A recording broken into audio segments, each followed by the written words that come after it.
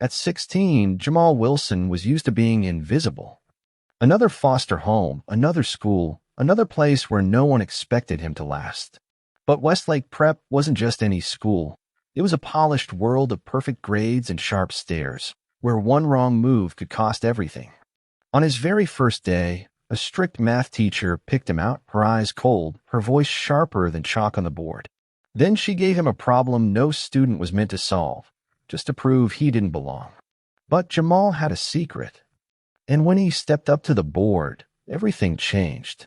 Before we begin, where are you watching from today? This one's quietly powerful. Stick around, you won't regret it. And hey, if stories like this speak to you, make sure to hit that subscribe button. The morning bell at Westlake Preparatory Academy rang like a death sentence to Jamal Wilson. His worn backpack hung heavily from one shoulder as he stood frozen at the entrance. The school's brick facade loomed over him, another new beginning, another place to fail. 7 foster homes in 10 years, Jamal muttered to himself. 7 schools. 7 chances to be the odd one out. At 16, Jamal had mastered the art of invisibility. Keep your head down. Speak only when spoken to. Never reveal too much. But invisibility wouldn't work today. Not when he was the only black student in his advanced placement classes. Not when his second-hand clothes screamed outsider in the sea of designer brands. You'll do fine, Mrs. Diallo had said that morning, straightening his collar. Unlike his previous foster parents, she looked him in the eyes when she spoke. Just be yourself. Jamal had smiled politely, not having the heart to tell her that himself was precisely the person he'd spent years hiding. The hallways of Westlake Prep gleamed with polished floors and trophy cases.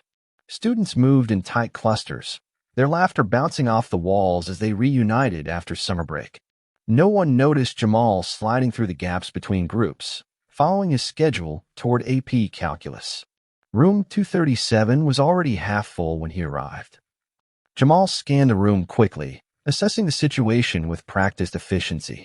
22 students, 1 teacher, and a lone man sitting in the back corner, older, Asian, wearing a tweed jacket despite the September heat, observing the class with quiet intensity. Jamal chose a seat in the middle row, not front, which invited attention, not back, which suggested defiance. The middle was safe. Forgettable. Miss Peterson entered precisely as the final bell rang. She was tall and thin, with graying hair pulled into a severe bun and reading glasses hanging from a beaded chain around her neck. Her eyes swept over the classroom with the calculated precision of someone taking inventory. "Welcome to Advanced Placement Calculus," she announced, her voice sharp enough to sever any lingering summer daydreams. "This is not an ordinary math class. This is where we separate those with true mathematical ability from those who simply coast by on memorization." Her gaze stopped at Jamal. Something flickered across her face, surprise, followed by something darker. Jamal recognized that look. He'd seen it on teachers, social workers, police officers, anyone who'd already decided who he was before he opened his mouth. "I see we have a new face," Ms. Peterson said, consulting her roster. "Jamal Wilson?" Every head turned. Jamal felt his skin grow hot under their stares. "Yes, ma'am. Transferred in last week, I see. From." She peered at her papers. East Side High. The way she said it made the school sound like a prison rather than Jamal's previous home for 3 semesters. A few students exchanged glances. "I'm curious, Mr. Wilson. How'd you end up in my AP Calculus class?" Jamal sat perfectly still. "I tested into it, ma'am." Miss Peterson's eyebrows lifted. "Did you? Interesting. Eastside doesn't typically send students to our AP track." "I wasn't aware math had a zip code, ma'am," Jamal replied, immediately regretting the words as they left his mouth. A few students snickered. Miss Peterson's expression hardened. "Well then, we'll see if you can keep up. AP Calculus at Westlake has rigorous standards. Students who can't maintain an 85 average are recommended to transfer to regular math after the first quarter." She turned away, beginning to write on the board. "Let's start with a review to see where everyone stands after summer break." As Miss Peterson launched into her lecture, Jamal opened his notebook. Numbers had always been his sanctuary. While bouncing between foster homes and schools, math remained constant. 2 plus 2 equaled 4 everywhere, whether you slept on a proper bed or a pull-out couch. The quadratic formula worked the same whether you ate dinner every night or sometimes went hungry. He glanced toward the back of the room, catching the eye of the strange observer. The man nodded slightly, a ghost of a smile on his face. Something about him seemed familiar, though Jamal was certain they'd never met. As class continued, Jamal noticed Ms. Peterson calling on everyone except him. Even when his hand was the only one raised, she found someone else to answer. It was a familiar tactic, one he'd faced before. Teachers who expected him to fail often ensured he never had the chance to succeed. When the bell rang, Jamal gathered his things quickly, hoping to escape without further interaction. But Ms. Peterson's voice cut through the shuffling of papers and backpacks. "Mr. Wilson, a moment, please." Jamal approached her desk, aware of the mysterious observer still sitting in the back watching. "I've had many students come through my classroom over 25 years of teaching," Ms. Peterson said, her voice low enough that only Jamal could hear. "And I've learned to recognize which ones will make it and which ones won't." She removed her glasses, fixing him with a cold stare. "Students from your background rarely last at Westlake. The academic rigor is too demanding. I'm saying this for your own good. Perhaps you should consider transferring to standard math before you fall too far behind." Jamal's fingernails dug into his palms. "I can handle the work, Ms. Peterson." "We'll see," she replied with a smile that never reached her eyes. "In my experience, kids like you don't last in real schools." "You're welcome to prove me wrong." The words hit Jamal like a physical blow. He'd heard variations before, but something about Ms. Peterson's certainty, the casual cruelty of "kids like you," made this time different. As he turned to leave, Jamal noticed the observer in the back had stood up, his expression unreadable. Their eyes met briefly before Jamal slipped out into the hallway, the weight of Ms. Peterson's prediction sitting heavy on his shoulders. "Kids like you don't last in real schools." Jamal gripped his backpack tighter. She had no idea who he really was. No one did. But tomorrow was another day, and seventh time might be the charm. By the end of his first week at Westlake Prep, Jamal had developed a routine. Arrive early. Sit in the middle. Answer questions only when directly asked. Take meticulous notes. It wasn't enjoyment. It was survival. Miss Peterson hadn't warmed to him. If anything, her scrutiny had intensified, her eyes tracking him like a predator waiting for weakness. The mysterious observer, who Jamal now knew attended every Monday and Friday, remained equally enigmatic, never speaking but always watching. On Friday, Miss Peterson began class with an announcement. "Today we'll be reviewing integration by parts, or a concept some of you clearly struggled with on yesterday's quiz." Her gaze settled pointedly on Jamal. Though he had scored a perfect 100, a fact she had acknowledged with obvious surprise when returning his paper.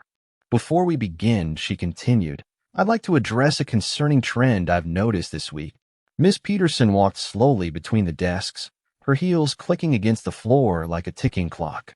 "Some students believe they can succeed in this class through shortcuts or alternative methods." She stopped beside Jamal's desk. "Mr. Wilson, your quiz yesterday was perfect." Too perfect, one might say. The implication hung in the air. Jamal felt heat rising in his neck, spreading to his face. "I don't cheat, Ms. Peterson. Yet your work showed none of the intermediate steps. Just answers. Correct answers that appeared as if by magic." "I do the work in my head," Jamal replied quietly. "I always have." Laughter rippled through the classroom. Miss Peterson smiled thinly. "In your head? Integration by parts, in your head." Her skepticism dripped from every word. "Perhaps you'd like to demonstrate this remarkable mental math for the class?" It wasn't a question. Jamal recognized the trap being laid before him. Say no and confirm her suspicions. Say yes and risk public humiliation.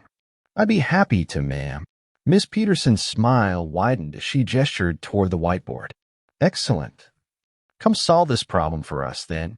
She wrote a complex integration problem on the board, deliberately making it far more difficult than anything covered in class so far.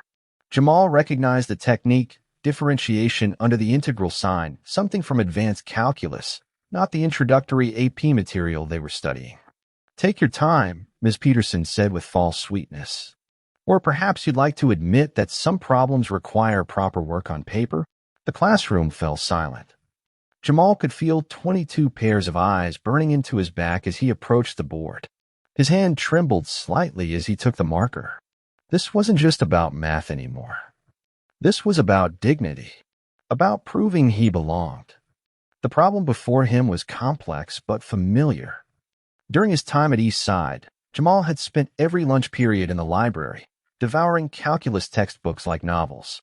When the librarian noticed his interest, she connected him with college-level texts. Feynman's technique of differentiation under the integral sign had fascinated him for months. Ms. Peterson called a girl from the front row. "We haven't covered this kind of integration yet." "Exactly my point, Hannah," Ms. Peterson replied. "Which is why." "May I begin?" Jamal interrupted, his voice steadier than he felt. Ms. Peterson blinked in surprise. "By all means." Jamal turned to the board and began writing. His movements were precise, deliberate. The classroom faded away as numbers and symbols flowed from his marker in a familiar dance. This was his language, his home territory. Behind him, he heard Ms. Peterson clear her throat. "Mr. Wilson, perhaps you should try a different approach." "That method won't." "Please let me finish," Jamal said without turning around. He continued writing, switching techniques mid-solution to take a more elegant approach. The mysterious observer in the back leaned forward in his seat, eyes narrowed in concentration. "That's not the standard approach to this problem," Ms. Peterson interrupted again, her voice sharp with irritation. "It's Feynman's technique," Jamal responded. "It's more efficient for this particular integral." "Richard Feynman," murmured the observer in the back, just loud enough to be heard. It was the first time he'd spoken in class. Miss Peterson's head snapped toward the voice, then back to Jamal, her expression flickering between confusion and growing alarm. "And how exactly does a student from East Side know about Feynman's technique?" she demanded. Jamal paused, marker hovering over the board. The question burned with assumptions about his previous school, about what someone like him could possibly know. "I read Ms. Peterson." A few students snickered. The observer in the back made a sound that might have been a suppressed laugh. Ms. Peterson's face flushed. "Continue, then." Jamal turned back to the board, awareness creeping in that something had shifted in the room. The problem was nearly solved, but Ms. Peterson wasn't finished with him. "While you're working on that," she said, voice tight with control, "perhaps you could explain to the class where you learned calculus, since your transcripts show you've never taken it before." The question was designed to trip him up, to force him to divide his attention. Jamal kept writing. "I taught myself," he said simply. "Taught yourself calculus?" Miss Peterson laughed, inviting the class to join her incredulity. Few did. "And where did this self-education take place?" Jamal's hand stilled for a moment. The classroom waited. "In the public library," he finally said, his voice quiet but clear. "At group homes. Sometimes on the bus between foster placements." The silence that followed was absolute. Jamal finished the problem, circled his answer, and turned to face the class. 22 stunned faces stared back at him. In the back row, the mysterious observer was writing something in a small notebook, his expression unreadable. Miss Peterson stepped forward, scanning his work with narrowed eyes, searching for errors that weren't there. Her lips pressed into a thin line. "This is correct," she admitted reluctantly. "Though I find it hard to believe you taught yourself this level of mathematics without formal training." Jamal placed the marker on the ledge. "Sometimes books are better teachers than people, Ms. Peterson." The observer in the back made that sound again, definitely a suppressed laugh. Miss Peterson's eyes flashed. "Well, let's see how you handle something truly challenging, shall we?" She erased his work with quick, aggressive strokes and began writing a new problem, one with multiple integrals and partial differentials. The kind of problem reserved for graduate-level mathematics. "Solve this," she demanded. "No tricks, no shortcuts. Show every step." Jamal looked at the equation, recognizing a problem designed to be impossible. But something about the architecture of numbers had always made sense to him in a way people never did. Where others saw complexity, he saw patterns. Where they saw obstacles, he saw pathways. As he turned back to the board, the bell rang, signaling the end of class. "We'll continue this on Monday," Ms. Peterson announced, satisfaction evident in her voice. Mr. Wilson can have the weekend to prepare his solution, with all work shown, of course. As students packed their belongings, Jamal heard whispers. Did you know he was in foster care? How does someone teach themselves calculus? Maybe she should lay off him. The mysterious observer remained seated as others filed out. For the first time, Jamal noticed the worn leather briefcase beside him, embossed with the letters WLC. Miss Peterson approached Jamal as he gathered his books. "Monday, Mr. Wilson. We'll see if your self-education extends to multivariable calculus." There was challenge in her voice, but also something else, a fear, perhaps. Fear that she might be wrong about him. "I'll be ready," Jamal promised, knowing that for him, this weekend would be like any other him, library books, and the numbers that had always been his most faithful companions. Saturday morning found Jamal in his usual weekend spot, the corner table at Westlake Public Library, surrounded by a fortress of advanced mathematics textbooks. Sunlight streamed through tall windows, catching dust particles that danced in the air like tiny stars. Mrs. Diallo had looked concerned when he'd mentioned spending the weekend studying. "You work too hard, Jamal," she'd said, placing a hand on his shoulder. "It's not healthy for a young man to spend every weekend with books instead of friends." Jamal hadn't known how to explain that books had been his only consistent friends for years. That numbers made sense when people didn't. That in every group home, in every new school, mathematics had been his constant companion. As he worked through practice problems, Jamal's mind drifted back through the years. He remembered the first time numbers had called to him, 9 years old, huddled in the corner of a group home common room while older kids fought over the remote control. A discarded algebra textbook had been wedged between the couch cushions. He pulled it out, fascinated by the strange symbols that somehow created order from chaos. By 10, he was sneaking into the high school section of libraries. By 12, he was working through calculus. Mathematics became his secret language, his private world where everything followed logical rules, unlike the unpredictable adults who controlled his fate with court decisions and placement papers. "Is this seat taken?" Jamal looked up, startled for his memories. The mysterious observer from his calculus class stood beside the table, holding a steaming cup of coffee. Up close, he looked both older and younger than Jamal had thought, maybe early 60s, with lines around his eyes that suggested both laughter and concentration. "No, sir," Jamal replied, quickly moving books to make space.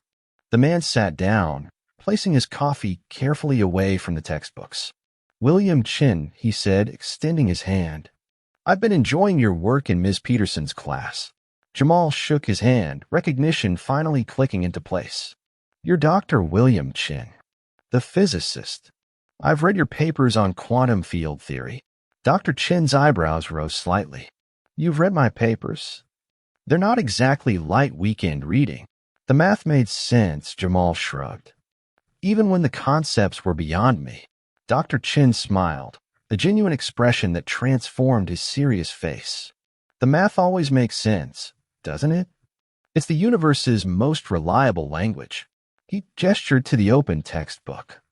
Preparing for Monday's showdown, Jamal nodded. "Miss Peterson thinks she's set an impossible task." "And has she?" "No," Jamal said simply. "It's difficult, but not impossible." Dr. Chen leaned back, studying Jamal with the same intensity he'd shown in class. "How long have you been teaching yourself?" "Since I was 9. "And before that?" Jamal hesitated. People usually didn't ask about before. "I don't remember much before entering the system. My mother she had problems. Couldn't take care of me." Dr. Chen nodded, asking for no further details.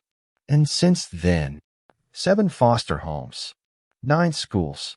But libraries are everywhere." Jamal tapped the cover of the nearest book. "And these never change. The Pythagorean theorem works the same in every zip code."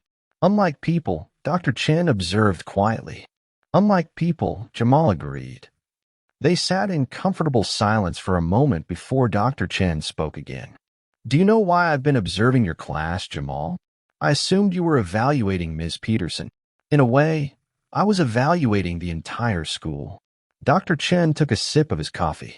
I run a mentorship program at the university for exceptional students who lack traditional support systems. Students who might otherwise fall through the cracks. Jamal felt something shift in his chest, a flicker of possibility he rarely allowed himself to feel.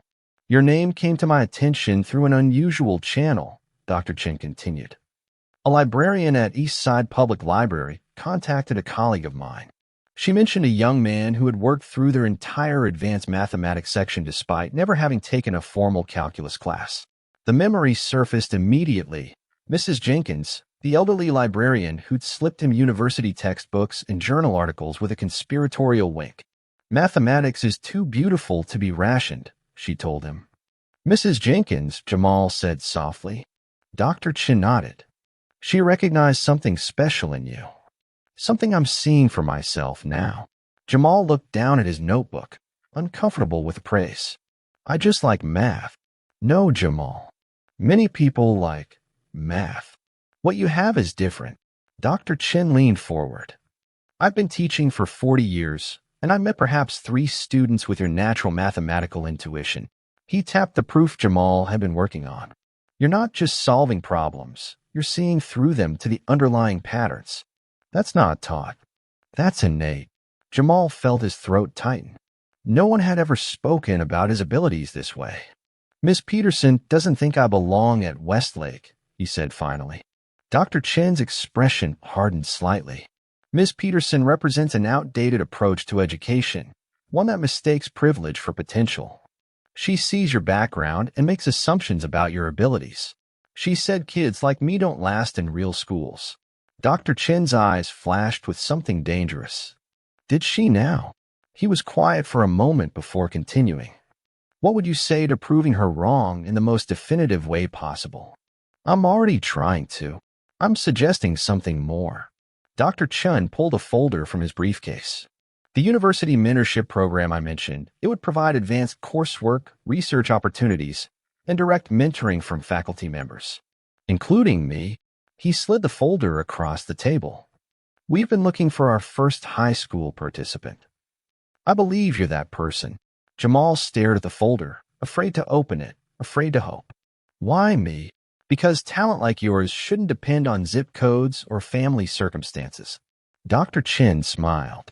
And because I'm curious to see Ms. Peterson's face on Monday when you solve her impossible problem. Jamal finally opened the folder, scanning the program details with growing amazement. This was beyond anything he dared to imagine, a pathway not just through high school, but potentially to university and beyond. What happens on Monday? Jamal asked. Dr. Chen's smile turned slightly mischievous. Monday, I'll be observing class as usual. But after you solve the problem, and I have every confidence you will, I'll introduce myself formally. As your mentor. For the first time in years, Jamal allowed himself to imagine a future where his passion for mathematics could take him somewhere beyond survival. A future where he might belong.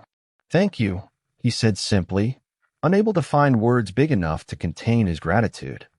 Dr. Chen shook his head. Don't thank me yet. First, we have a problem to solve. He pulled the textbook closer. Now, show me your approach. Monday arrived with a tension that seemed to crackle through Westlake Prep's hallways. Word had spread about Friday's confrontation, the new foster kid versus the notoriously strict Ms. Peterson. By third period, Jamal could feel eyes following him, whispers trailing in his wake. That's him. Heard he's some kind of math genius. Peterson's going to destroy him today. The attention made Jamal's skin crawl. For years, invisibility had been his armor. Now that protection was stripped away, leaving him exposed, vulnerable. In the bathroom before calculus, Jamal splashed cold water on his face and stared at his reflection. The boy looking back seemed both familiar and strange, the same dark eyes that had witnessed too much, but now burning with something new. Purpose, maybe even hope. His weekend with Dr. Chen had transformed more than just his understanding of the problem he'd faced today. For the first time, someone had seen his ability as more than a curiosity, had recognized it as something valuable, worth nurturing. You can do this, he told his reflection, echoing Mrs. Diallo's words from that morning. Just be yourself. When Jamal entered the classroom, he immediately noticed three things. Every seat was filled, Dr. Chen was already in his usual spot at the back, and Ms. Peterson was writing the problem from Friday on the board, but with additional complications that made it even more daunting. Their eyes met as he took his seat. In Ms. Peterson's gaze, Jamal saw determination hardened by something that looked almost like fear. "Good morning, class," she announced as the bell rang. "We have unfinished business from Friday." Mr. Wilson was going to demonstrate his self-taught abilities on a more advanced problem. She stepped back from the board, revealing the equation in all its intimidating glory. Even students who excelled in calculus shifted uncomfortably in their seats. "Mr. Wilson, would you care to try this now? Or would you prefer to admit that some concepts require formal training beyond what can be learned in?" Her voice dripped with condescension. "Public libraries?" The classroom fell silent. Jamal felt a familiar heaviness settling in his chest, the weight of a system designed to make him fail. He'd felt it in courtrooms during placement hearings, in school offices during disciplinary meetings where his word meant less than others. But something was different today. The weight was there, but so was something else, a quiet certainty that had taken root during his hours with Dr. Chen. "I'd like to try the problem," Jamal said, rising from his seat. As he approached the board, memories flashed through his mind. 9-year-old Jamal hiding under covers with a flashlight and borrowed textbook. 12-year-old Jamal solving equations on the back of placement forms while waiting to learn which home he'd go to next. 14-year-old Jamal explaining derivatives to a confused college student at the library, both of them surprised by his clarity. He took the marker from Ms. Peterson, their fingers briefly touching in the exchange. Her hand was cold. "Take your time," she said, the false sweetness back in her voice. "This problem combines multiple calculus concepts we haven't covered yet." Jamal nodded, turning to face the board. The classroom, the staring students, even Ms. Peterson faded away as he focused on the numbers and symbols before him. This was his element, his sanctuary. He began to write. The first steps came easily, setting up the approach, identifying the pattern. Then came the challenging section where multiple techniques would need to be combined. Jamal worked steadily, his marker moving across the board in a confident dance. Behind him, he heard Ms. Peterson's sharp intake of breath as he navigated the first major hurdle. Then came her voice, cutting through his concentration. "That's an incorrect approach for this type of problem," she announced to the class. "You've made a fundamental error in your setup." Jamal paused, reviewing his work. There's no error. He was using a different approach, one Dr. Chen had shown him that weekend, but it was mathematically sound. "It's not the standard approach," Jamal acknowledged without turning around, "but it will reach the correct solution. In my classroom, we use proper mathematical techniques," Ms. Peterson insisted, her voice rising slightly. "Not whatever shortcuts you've cobbled together from your independent study." The dismissal in her tone was familiar, the same tone social workers used when describing his mother's attempts at recovery, the same tone school counselors used when discussing his potential despite his circumstances. Jamal continued writing. The solution was unfolding exactly as he and Dr. Chen had mapped out. Each step built logically on the previous one, creating a path through the mathematical wilderness that felt as natural to him as breathing. Miss Peterson stepped closer, her presence at his shoulder like a storm cloud. "You're overcomplicating this," she said, loud enough for everyone to hear. "This approach will never." She stopped abruptly as Jamal's solution took an unexpected turn, elegantly simplifying what had seemed impossibly complex. "That's..." she began, then fell silent. From the back of the room, Dr. Chen cleared his throat. "That's the Wangchen method," he said calmly. "Published last year in the International Journal of Mathematical Analysis. Quite advanced for high school, but perfectly valid." Miss Peterson's head whipped toward the back of the room, then back to the board. Her face paled slightly as she scanned Jamal's work again. "I wasn't aware you were familiar with current mathematical research, Mr. Wilson," she said, her voice tight. "I read, Miss Peterson," Jamal replied, echoing his words from Friday as he continued working. The classroom remained silent except for the sound of marker on whiteboard. No one moved. No one spoke. All eyes followed Jamal's hand as it moved confidently across the board, filling it with a solution that grew more elegant with each step. When he finally reached the answer, Jamal underlined it twice, then placed the marker down. He turned to face Ms. Peterson. "I believe that's correct," he said quietly. Ms. Peterson stared at the board, her expression cycling through disbelief, anger, and finally, grudging recognition. She checked the solution step by step, looking for any flaw, any mistake that would validate her assumptions. There were none. The answer appears to be correct," she admitted finally. "Though your method is unorthodox." "Unorthodox but brilliant," came Dr. Chen's voice as he stood and walked to the front of the classroom. And precisely why Jamal was selected for the university's Exceptional Talent Mentorship Program 3 weeks ago. The classroom erupted in whispers. Miss Peterson's eyes widened. "What program?" she demanded. "I wasn't informed of any program." Dr. Chen smiled, but his eyes remained serious.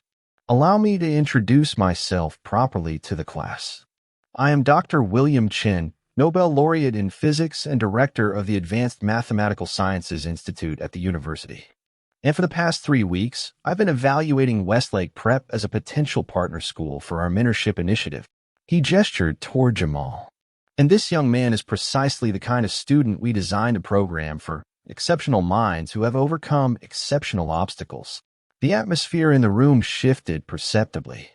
Students straightened in their seats, looking between Dr. Chen Jamal and their increasingly uncomfortable teacher. "I don't understand," Ms. Peterson said. "Why wasn't I informed about this student's situation?" Dr. Chen's smile disappeared entirely. "Perhaps because his situation, as you call it, should have no bearing on how you teach him. Or perhaps because we wanted to observe how Westlake's faculty respond to students who don't fit their preconceived notions of what academic excellence looks like." The rebuke hung in the air, sharp and undeniable. Miss Peterson's face flushed deep red. "I simply have standards," she began defensively. "Standards that—" "Standards," Dr. Chen interrupted, "should apply to the work, not the worker." Jamal's mathematics speaks for itself. He turned to Jamal. "Wouldn't you agree?" Jamal felt every eye in the room on him, waiting, watching for his response. In that moment, he understood he stood at a crossroads. He could use this moment to humiliate Ms. Peterson as she had tried to humiliate him. Or he could choose a different path. Jamal nodded, glancing back at Ms. Peterson. "Math taught me that the most elegant solution isn't always the most obvious one." Dr. Chen smiled. "Indeed. And sometimes the most powerful response to prejudice isn't anger, but excellence." He gestured toward the door. "Shall we discuss the details of your tutoring program idea? I believe the university might have resources to contribute." As they walked out together, Jamal felt lighter than he had in years. For once, his future wasn't something to fear but something to build, not just for himself, but for others who might follow his path. Behind them, Ms. Peterson remained at her desk, staring at the complex solution still covering her whiteboard, a testament to ability she had refused to see, and a challenge to everything she thought she knew about potential, privilege, and what it meant to teach. The news spread through Westlake Prep like wildfire. By lunchtime, Jamal's name was on everyone's lips, the foster kid who had outsmarted Ms. Peterson, impressed a Nobel laureate, and somehow ended up not as a victim or victor, but as a visionary. In the cafeteria, Jamal found himself surrounded by curious classmates for the first time. "Is it true you're going to work with Dr. Chen at the university? How did you learn all that math on your own? Are you really starting a tutoring program?" The tension was overwhelming. Jamal answered questions politely but briefly, still more comfortable with equations and conversations. When he spotted an empty table in the corner, he excused himself and retreated to the quiet space. He had just opened his lunch when a shadow fell across the table. "May I join you?" Miss Peterson stood there, lunch tray in hand, her usual confidence replaced by an uncharacteristic hesitation. Jamal nodded, surprised by her appearance. She sat down carefully, as if expecting rejection. For a long moment, neither spoke. "I owe you an apology," she finally said, her voice low and strained. "My behavior was unprofessional and prejudiced." Jamal picked at his food, unsure how to respond. Part of him wanted to accept the apology and move on. Another part, the part that remembered her cruel words, her deliberate attempts to humiliate him, wasn't ready to forgive so easily. Why, he asked simply. Miss Peterson looked startled by the question. Why what? Why did you decide I couldn't succeed before you even knew me? She flinched as if he'd struck her. She began, then stopped. Something in her expression shifted, the defensive teacher giving way to something more human, more vulnerable. I've been teaching for 25 years, she said finally. In that time, I've developed our expectations about which students will excel and which won't. Those expectations have rarely been wrong. Until me, Jamal observed. Until you, she agreed. And that's the problem, isn't it? I stopped seeing students and started seeing categories. Foster children from underperforming schools don't excel in AP calculus. That was my assumption. My prejudice. Her honesty surprised him. Jamal had expected excuses or minimization, not this frank acknowledgement. Dr. Chen helped me see mathematics differently, Jamal said after a moment. Maybe you could help other teachers see students differently. Miss Peterson looked up sharply. What do you mean? The tutoring program I want to create, it's not just about teaching foster kids math. It's about changing how people see them. Showing that potential exists everywhere, not just in the right zip codes or the right families. He leaned forward, warming to the idea as he spoke. What if you help develop the training for the tutors? Help them recognize and nurture talent that doesn't look conventional. Miss Peterson stared at him, astonishment replacing her earlier discomfort. You're offering me a role in your program? After how I treated you? Sometimes, Jamal said, echoing Dr. Chen's words from the library, the most powerful response to prejudice isn't anger, but excellence. And second chances. Before Miss Peterson could respond, the principal approached their table, accompanied by Dr. Chen and a woman Jamal didn't recognize. Jamal, Miss Peterson, the principal greeted them with forced cheerfulness. I'd like to introduce Dr. Lisa Harrington, the superintendent of our district. She's very interested in hearing about the mentorship program and Jamal's tutoring initiative. Dr. Harrington, a tall woman with keen eyes and a no-nonsense demeanor, extended her hand to Jamal. Mr. Wilson, I'm impressed by what I'm hearing. Dr. Chen tells me you've identified a significant gap in our educational support system. Jamal shook her hand, suddenly aware that his idea was being taken seriously by people with actual power to implement it. Foster children often have disrupted educations, he explained. But that doesn't mean they lack ability or potential. Dr. Harrington nodded. I agree completely. And your proposal for a tutoring program specifically designed for children in the foster system is intriguing. Would you be willing to develop this concept further with district support? Jamal blinked in surprise. You want to implement it district-wide? If it proves effective, yes. Dr. Harrington glanced at Dr. Chen. The university's involvement gives the initiative additional credibility, and your personal journey makes you uniquely qualified to design something truly responsive to these students' needs. The conversation continued, with Dr. Harrington asking insightful questions about implementation, structure, and goals. Ms. Peterson remained silent until Dr. Harrington asked about teacher involvement. I'd like to help, Ms. Peterson said quietly. If Jamal would allow it. All eyes turned to Jamal, waiting for his response. In that moment, he realized how much had changed in just a few hours. This morning, he had been the outsider, the student Ms. Peterson wanted to prove didn't belong. Now, somehow she was asking for his permission, his approval. The power shift was dizzying, but Jamal recognized its responsibility as well. How he responded now would set the tone for everything that followed. Ms. Peterson's expertise would be valuable, Jamal said carefully, especially if she's willing to help identify students whose potential might be overlooked. Relief washed over Ms. Peterson's face. Dr. Harrington nodded approvingly. Excellent. I propose we form a working group immediately, Jamal, Dr. Chen, Ms. Peterson, and representatives from our Student Services Department who work directly with foster families.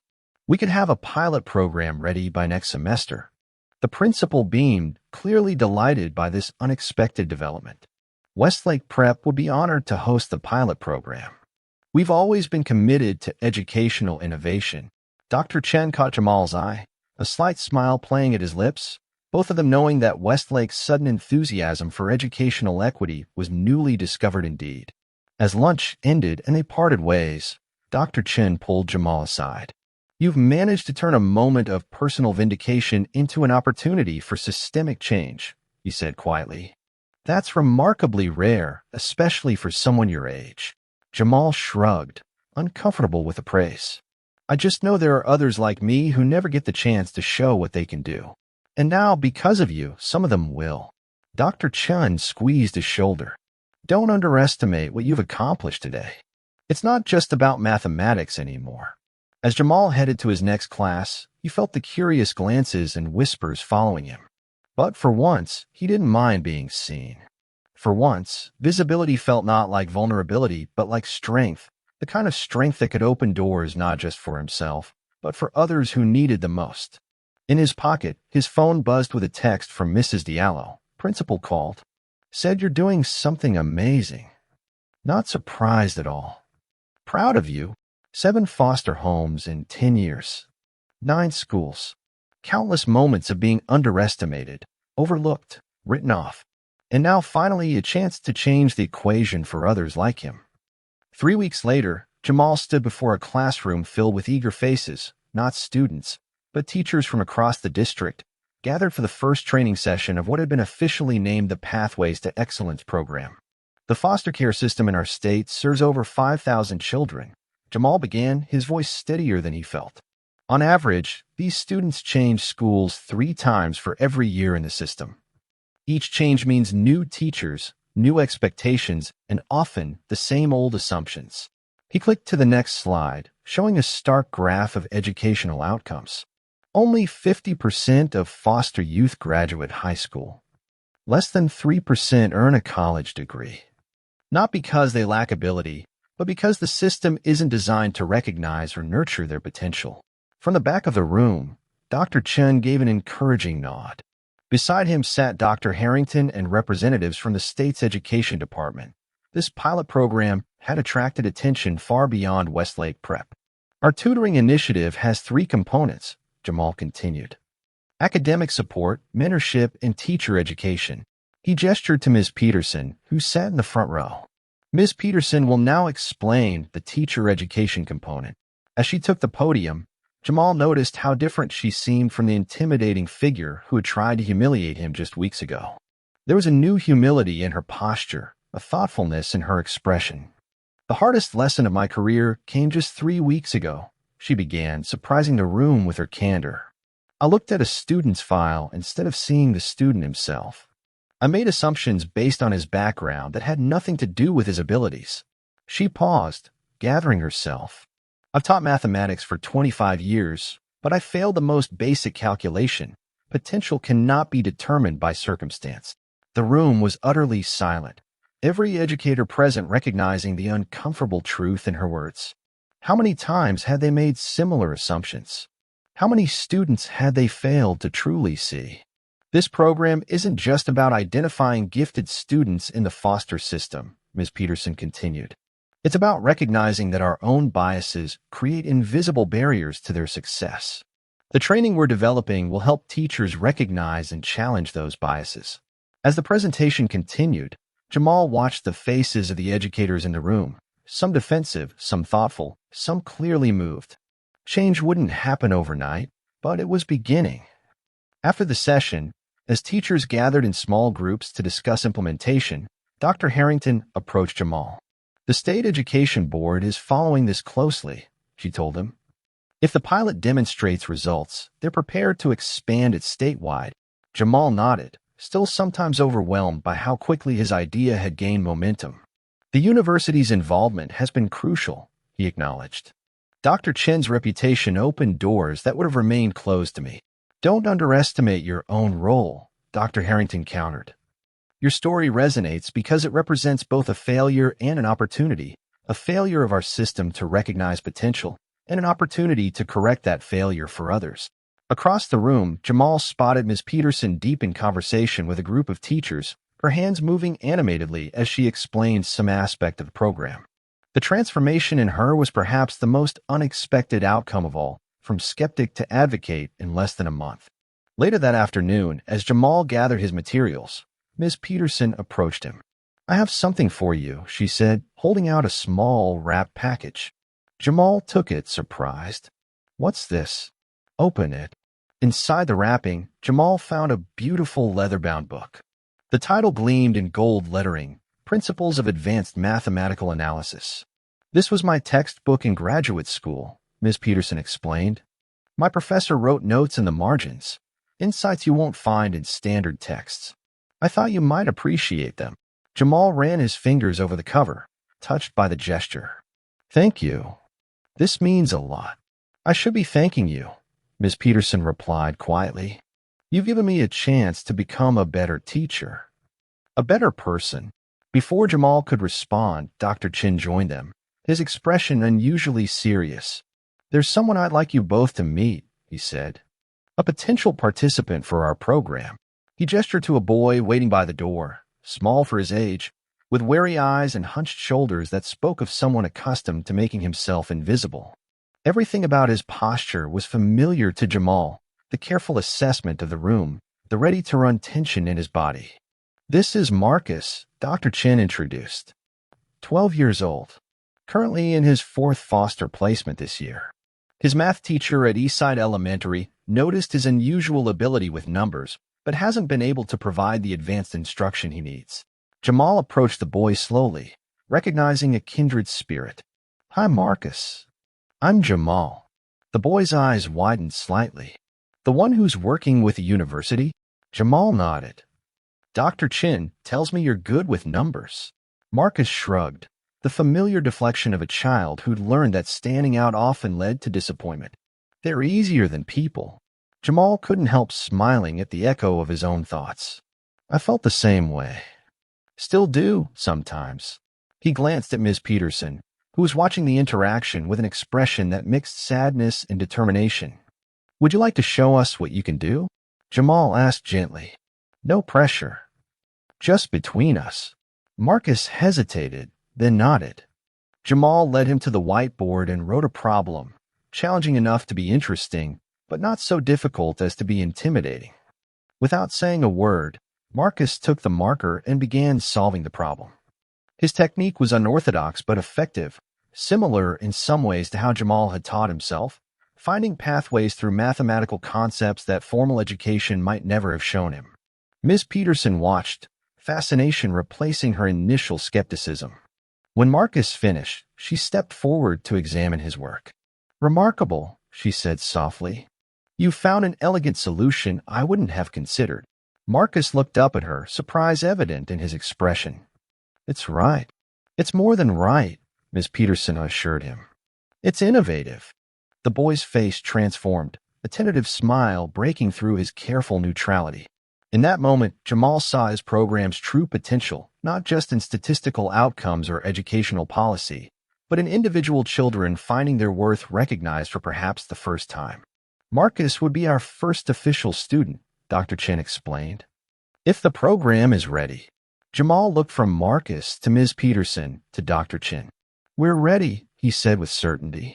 As they began discussing the details of Marcus's participation, Jamal felt something settle within him, a sense of purpose clearer than any he'd known before. This was never just about proving Ms. Peterson wrong or validating his own abilities. It was about creating a path for others that he'd had to forge alone. Later, as they walked Marcus out to meet his foster mother, Ms. Peterson fell into step beside Jamal. "You know," she said thoughtfully, "when I was his age, mathematics saved me too. Not from foster care, but from a difficult home situation. Numbers were predictable when nothing else was." Jamal glanced at her, seeing her in a new light. "You never mentioned that before." She smiled ruefully. "I should have. Perhaps if I'd remembered my own journey more clearly, I wouldn't have been so quick to dismiss yours." Ahead of them, Marcus was animatedly explaining something to Dr. Chen, his earlier caution giving way to enthusiasm. "He reminds me of you," Ms. Peterson observed. "That's why this matters," Jamal replied. "Because there are hundreds more like him. Like us." As they watched Marcus leave with his foster mother, Jamal thought about how quickly life could change course. 1 month ago, he'd been trying to be invisible in Ms. Peterson's class. Now he was helping build a program that might change the future for children he'd never meet. The real equation Jamal was beginning to understand wasn't about mathematics at all. It was about connection, opportunity, and the transformative power of being truly seen. 6 months later, Jamal stood at the entrance to the Westlake Public Library, watching his yellow school buses pulled up to the curb. One by one, children filed out, some confident, some hesitant, all wearing the bright blue T-shirts of the Pathways to Excellence program. Nervous? Dr. Chin asked, appearing beside him. Jamal shook his head. Excited. I've been waiting for this day since we started planning. Today marked the official expansion of the program from its successful pilot to a district-wide initiative. 50 foster children from elementary to high school, all identified by their teachers as having exceptional potential in mathematics, science, or technology, would begin regular Saturday sessions at the library. University students would serve as tutors, supervised by teachers like Ms. Peterson, who had undergone the program's specialized training. Marcus, now their star student, led the first group through the doors. In 6 months, he had advanced 3 grade levels in mathematics and was already tackling high school algebra. More importantly, his foster placement had stabilized, his behavioral issues had diminished, and he had begun helping younger students with their math homework. Mr. Jamal, he called out, waving excitedly. We have 23 new kids today. I see that, Jamal smiled. Ready to help them feel welcome? Marcus nodded seriously, taking his role as program ambassador with characteristic intensity. I've prepared an orientation speech about the importance of numerical literacy in developing critical thinking skills. Dr. Chin chuckled. Perhaps something a bit more accessible to start? Marcus considered this. I could show them the math magic tricks instead. Perfect, Jamal agreed, watching as the boy hurried off to greet the newcomers. Inside, the library had been transformed. The central reading room now featured learning stations, each dedicated to a different aspect of mathematics or science. University volunteers manned each station, ready to provide individualized attention to students who had too often been overlooked in traditional classrooms. Ms. Peterson was already busy organizing materials, her enthusiasm for the program having grown with each success story. When she spotted Jamal, she waved him over. The State Education Board representatives are here, she informed him. They're very impressed with the data from our pilot. The statistics were indeed remarkable. In just 6 months, the 20 students in their pilot program had shown dramatic improvements, not just in mathematical achievement, but in overall academic performance, attendance, and behavioral metrics. Most significantly, their foster placements had become more stable, with fewer disruptions and transitions. It's not just about the math, Jamal had explained to the board the previous week. It's about creating a consistent community where these kids belong, regardless of where they live or how often they move. Dr. Harrington joined them, clipboard in hand. The media will be arriving shortly, she warned. They're eager to interview the young man who developed this model. Are you prepared? Jamal nodded, though public speaking still made him nervous. In recent months, he'd become somewhat of a reluctant spokesperson, testifying before educational committees, speaking at conferences, even giving a TED Talk about educational equity that had garnered hundreds of thousands of views. Just remember, Dr. Chen advised, your story is powerful because it's true. Speak from experience, not theory. As the children settled into their activities, Jamal took a moment to absorb the scene. Every blue-shirt child represented a story similar to his own, lives disrupted by circumstances beyond their control, potential too often obscured by labels and assumptions. But today, they weren't defined by their case numbers or placement histories. Today, they were mathematicians, scientists, explorers. They belonged.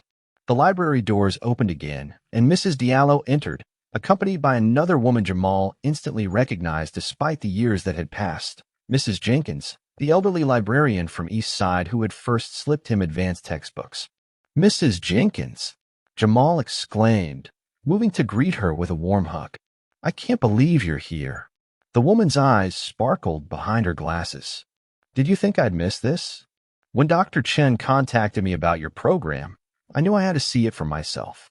Without you, none of this would have happened, Jamal told her sincerely. You were the first person who saw past my circumstances. Mrs. Jenkins patted his arm. I simply provided books, Jamal. You did the learning. And now look what you've created. She gestured around the room. A place where others can follow your path. As they talked, a commotion near the entrance caught Jamal's attention. A television crew had arrived, cameras and microphones at the ready. Dr. Harrington was already directing them to a prepared area for interviews. They'll want to speak with you, Mrs. Diallo said proudly. My foster son, the educational reformer. Jamal smiled at her affectionate tone. In the past 6 months, their relationship had deepened beyond what he thought possible. After years of temporary placements, he'd finally found something like home. Before joining the media crew, Jamal made his way to where Marcus was excitedly showing a group of younger children how to find patterns in seemingly random number sequences. Everything going okay? Jamal asked. Marcus looked up, his expression serious. I told him about how you solved that impossible problem and started this whole program. Is that okay? Jamal nodded, touched by the boy's admiration. Just make sure they know the program isn't about one person. It's about all of us. That's what I said, Marcus confirmed. I told him that Miss Peterson used to think kids like us couldn't do advanced math, but now she knows better, and she's actually pretty cool. Jamal glanced across the room to where Ms. Peterson was patiently guiding a shy girl through a geometry problem. She is, isn't she? People can surprise you. Mr. Wilson? A reporter approached, cameraman in tow. We'd love to get a few minutes of your time. Your program is being considered as a model for statewide implementation. As Jamal moved to follow the reporter, he felt a hand on his shoulder. Miss Peterson stood there, her expression soft with an emotion Jamal couldn't immediately identify. Before you go out there and become famous, she said with a gentle smile, I wanted to say something.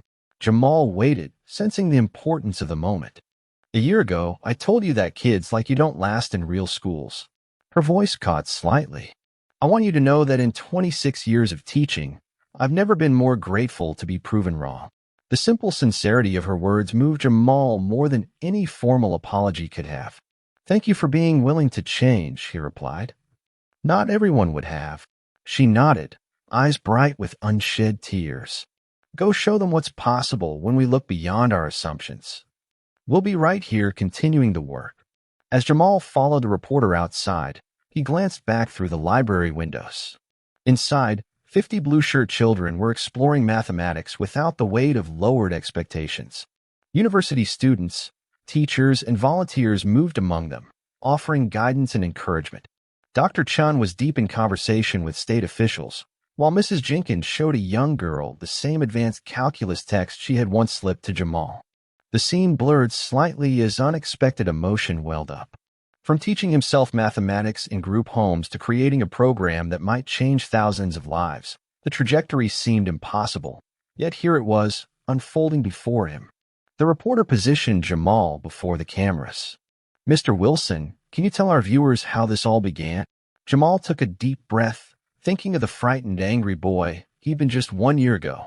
The boy who had walked into Ms. Peterson's classroom expecting another disappointment, another rejection. It began, he said, with an impossible equation, and a realization that the most powerful solutions aren't just about numbers. They're about seeing people for who they truly are, not where they come from. Behind him, through the library windows, a new generation of mathematicians, scientists, and dreamers were discovering their own potential, no longer invisible, no longer overlooked, no longer defined by their circumstances, but by their possibilities. And in that moment, Jamal understood that the most complex equation of all, the one that balanced past pain against future promise, that calculated the true value of human potential, had finally been solved. This story reminds us that a person's worth isn't written in their records, their zip code, or how others see them. It's written in their courage to keep going, even when no one believes in them. And when someone finally does believe, that's when change begins. Real heroes aren't always loud.